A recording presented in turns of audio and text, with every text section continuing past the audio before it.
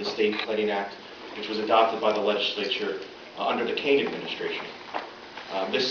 There have been two versions of the state plan adopted in the state in the last 20-25 years. This would be the third version of the plan. Can I see just a show of hands? How many people in the room have been involved with either cross-acceptance, plan endorsement, center designation, something about the state plan in the past? Okay. So everyone knows that we have the concept of planning at the state level has been around for quite some time. There have been some successes and not so successful stories as a result of the state plan efforts. So today we're going to try to walk you through what we see for the future of state planning and how we think we can transition the existing form of state planning into that vision. Walk you through the plan development process, which goes back in a real way until 2004, when the State Planning Commission started the cross-acceptance process, which is the process required by the State Planning Act to revise and readopt the state plan. That's supposed to happen by statute every 3 years. Last I checked, it was 2012. The last plan that was adopted was in 2001. So this administration inherited a product as a result of most of the phases of cross-acceptance being completed that had a lot of disagreement with local government. This agreement wasn't something we concocted or kind of made up. This was something that was documented through the cross-acceptance process from the ground up, from local government. This process took shape during the past couple of administrations when the lieutenant governor was a sheriff in Monmouth County and the governor was a prosecutor. So this isn't something that we've kind of, a good program that we feel should be turned over just to kind of put our mark on it. Quite opposite, this is basically a process that is supposed to result in a level of agreement with local government and a level of consensus as a result of the cross-acceptance process. But when this administration came into Trenton, there was nothing anywhere close to consensus with the regulating community or the local government, which we mean the county and municipal government. Nowhere near the level of agreement that you could actually argue that there had been consensus reached as a result. In every town in the state of New Jersey is required to have a master plan. As a result, the zoning ordinance that your local township governing body is required to adopt is supposed to be consistent with that master plan. But we have an interesting dynamic in New Jersey where we have a couple layers of government to consider. Counties also have master plans. Counties have authority primarily over roads and drainage, which are very important variables to consider. But they've also, over the last generation or so, stepped up into a role of organizing municipalities voluntarily, not because they've got a lot of authority, but because there's efficiencies involved. And a lot of the issues that we care about in the state in terms of transportation and water quality and air quality are really difficult to deal with town by town. Protection of open space, protection of farmland. Those kind of things are really difficult to do property by property, town by town. So counties have stepped into a role that is a real meaningful one in this state to organize municipalities to try to get some common vision for that region. We also have authority at the state level that exists oftentimes as a trickle-down from federal government. We have authority from the federal government that's trickled down to the state government for under the Clean Water Act, under the Clean Air Act. We have to make transportation investments that come through the Department of Transportation and through our municipal planning organizations in the state. So as a result, the local governments plan and zone, the relationship with the counties is pretty strong. But then we have state government that has all these different functional operations and different departments and different authorities. The legislature grants those authorities separately to the departments. So we have a DEP silo where a lot of the environmental restrictions are housed. We have a DOT silo where a lot of the transportation issues are dealt with. We have a silo in relation to affordable housing in the Department of Community Affairs. Pretty much none of these silos are required to work together. And we know that these issues are all cross-cutting. You really can't talk about transportation unless you're talking about environment. You can't talk about the environment unless you're talking about house. So all these issues are interrelated, but there are silos created by our statutes that haven't effectively been managed through the state planning process. So we have all these different layers, and we have all this different authority. And we could talk to you tonight about centralized state planning, but in the end, we don't have the authority under the State Planning Act to tell your town how to zone. So that is the one thing I wanted to reinforce early, is that nowhere in this plan does it call for the municipalities to do anything that doesn't work into their best interest. And that's, some of you may look at that as a strength, some of you may look at that as a weakness, but that's the reality. So what is our authority under the state plan? If the governor chooses to use the state plan in a way to organize itself from an investment perspective and a coordination perspective between all the important functions of state government, then a state plan, we think, can be effective.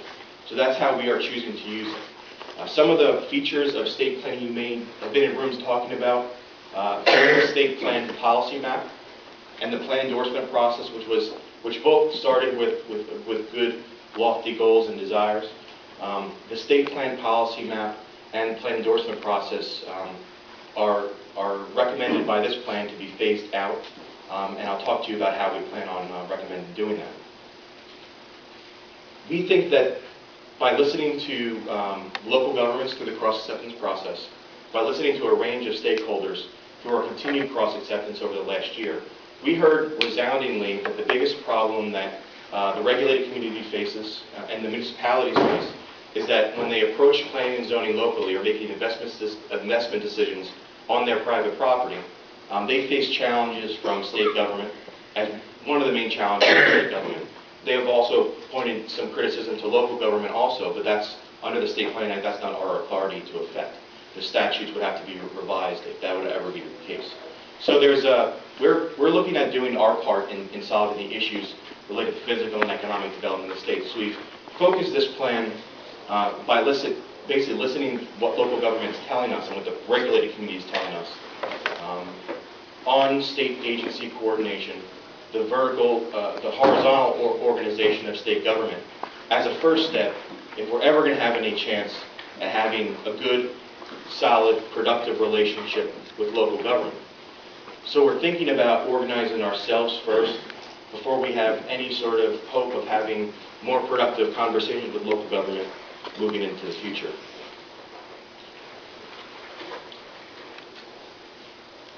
The solution for the state plan policy map, we have one of our attachments to the state plan is a linkage document that discusses all the linkages between the State Planning Act, the state plan map, and state programs, statutes, regulations, and requirements. And the State Planning Act requires us to identify areas of the state that are suitable for growth, limited growth, and conservation and agricultural kind of uses. We don't think that requirement means that we have to produce a map. We have for you today, and it's been online for several weeks now, a proposal for a criteria-based system that could use from information from the bottoms up to build a new system to meet that statutory requirement that we have to identify places. And we plan to use it not to basically from a top-down approach require any sort of changes. It's basically for us at the state level to identify where can we back up the local desires with investment priority and also permitting flexibility. And it just doesn't mean development. There's priorities we need to be very serious about in this state that have to do with growth from a physical development perspective, actually building things or having things redeveloped. But there's also investments that need to be made in the state related to land preservation. We know that when we preserve a farm, we don't necessarily always buy that farm. We preserve the farm with the goal of keeping agriculture viable.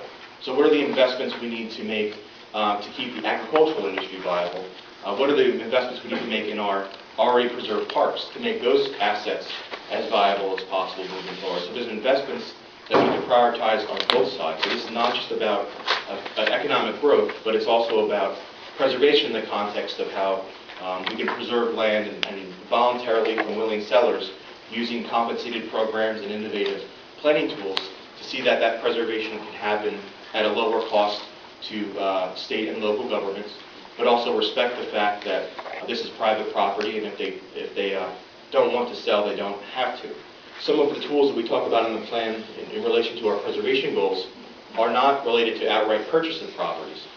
They are basically purchasing easements from the properties, owners, and where the property stays in private hands, they still continue to manage their properties, make money off of their properties if they're agricultural, and pay their taxes and improve their houses and raise their families. So those are the kind of tools that we're talking about in relation to preservation.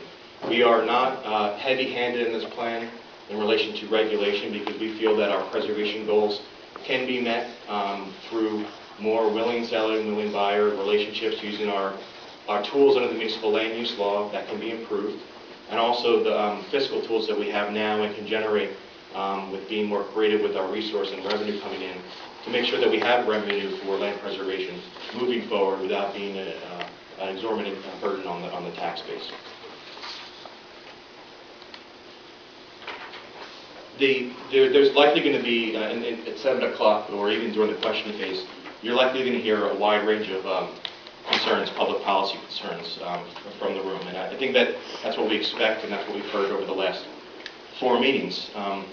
So the question I guess we all have to ask ourselves is it okay to let state government continue to be not working together?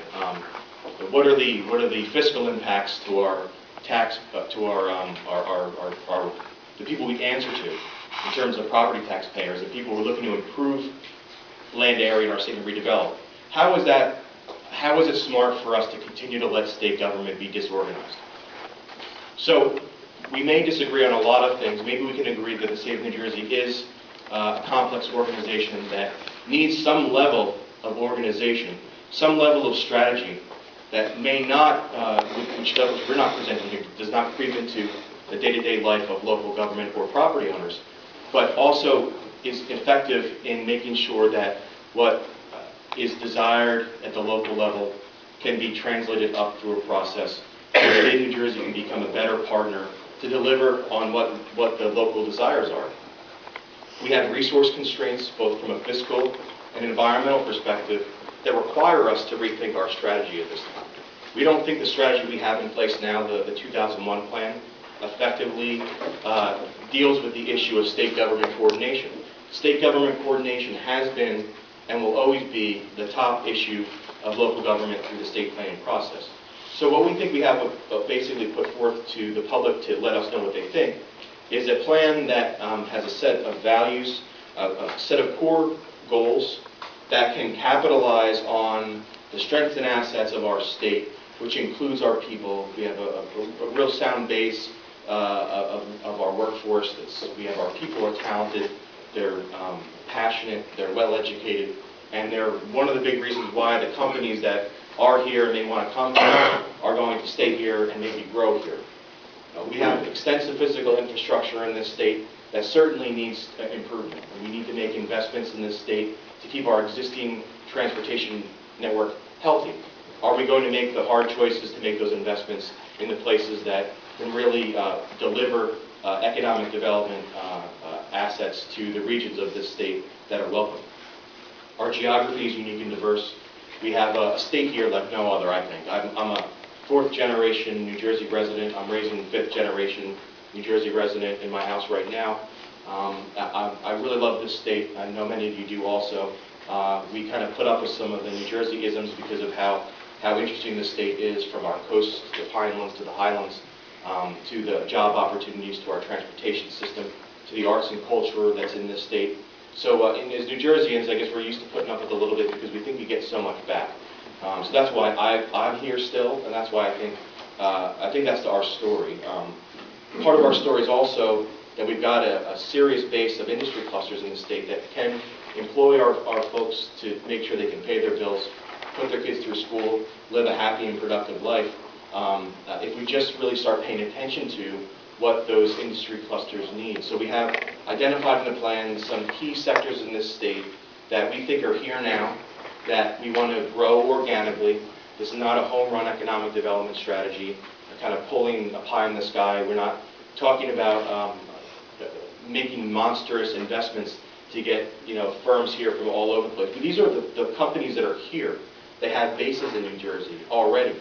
We can keep them if we are smarter about how we treat them. And of course, there's a property tax conversation that goes along with this. There's a regulatory conversation that goes along with this.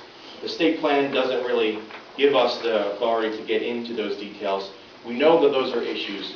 The governor, the lieutenant governor, this administration, everyone in the cabinet understand the reality of the business climate of the state. And in a big way, this plan is the kind of quality of life complement to those ongoing efforts. We know that in the past, the state government has suffered from lack of leadership from above on these issues, and we think that we've got a team in place, like them or not, that can actually deliver on what the state of New Jersey has to do to assist local governments and the regulated community stay in this state, be effective, and be prosperous. To do that, we set a real high-level mission. We're not talking about what we think should happen on your property. We're not telling, part of our vision is not telling the town what to be. Our vision is really, I'm going to read it verbatim so there's no confusion, that New Jersey will be the national leader in private and public investment, which supports sustainable communities that attract and provide strong economic opportunities, preserve our state's natural resources, and create healthier communities to work, reside, and recreate. So the key word, I think, in this is support. That our job is not to dictate, but to support towns as they try to meet the challenges they face at the local level with, of course, with property taxes and caps and all that. What's our role in supporting local government? And our mission to do that in that is to focus our policies, New Jersey's policies, state policies, and investments on these regions of the state.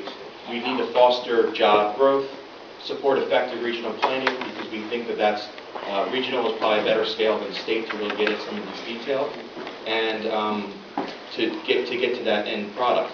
We think that the plan shouldn't be. This is what we heard from local governments, and we may hear people saying differently today, and that's their right. But we think that this plan shouldn't be and isn't a top-down approach to force compliance with the statewide land use plan. This isn't a land use plan. It's more of a policy plan that can really get New Jersey on the right track from a planning perspective. It's not an additional layer of bureaucracy, as I mentioned up front.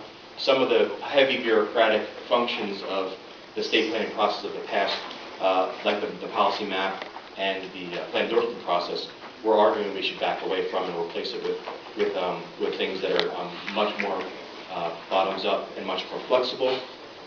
It's certainly not, and the state plan has never been a substitute for local and regional comprehensive plans or local zoning, nor will it take away the authority of local governments to plan and zone their land under the authority of the municipal land use law. It's not going to be a silver bullet that's going to solve all of our problems. This is not something that if you implement tomorrow, the world will be fixed and New Jersey will be, will meet its mission. But there's definitely a lot of things that need to break our way for us to turn the corner. We think that this framework allows us to have conversations about some of the niche issues in the state and give us a kind of a track to go on. We also don't think that as local governments are laying off cops and firemen and town managers that we should impose on costs to them to involve themselves in the state planning process. Plan endorsement was a process that was intended to be a way for local governments to get certification from the state that they were consistent with the state plan. Some planners liked it, some planners didn't, but many local governments did not like the process. We've had 17 go through. We have 565 municipalities in the state. So 17 municipalities of the 565 certainly isn't getting to any sort of scale where we can say that that program has been effective. The municipalities that have gone through the process of recording it's cost them between $300,000 to $500,000 on average to go through this process. And a planner that didn't like the process acknowledged it was some sort of cruel hoax where the state said if you did these things, we would deliver incentives to you. And so they spent the money, they did the right thing, they did what they were asked to do, and in the end, the state pulled out, never really delivered its end. What we plan on doing, though, is into this new system is to translate forward the value of the work for those 17 municipalities to make sure that the work they did, they would qualify as a priority area of the state through our new criteria system. We don't think we can impose those costs on local governments. Maybe it wasn't right to do before, but we know it's not right to do now and moving forward, so we're arguing that those costs should be abated. The plan includes guiding principles for state decision-making, Some of these principles come from the lessons we learned through the red tape process, with Lieutenant Governor taking the lead for that. Those are predictability. That's not to say that every permit that gets submitted to the DEP is going to get approved. What we're saying is that the state of New Jersey will offer a clearer path and quicker answers, and the path and answers offered by one department will not deviate significantly from another department. So you're not going to get, one department doing this and one department doing this, where you don't really know how to comply with the state requirements, because it's impossible to meet the requirements of one agency or the other. So basically the fact that we have is a no without anyone telling you. You basically have to spend a lot of time and money to get to that point where you just give up. So predictability could be a principle that can make the fiscal and the relationship with local government stronger. Spatial efficiency, this is our way of saying that we're going to place value on making investments in areas where infrastructure can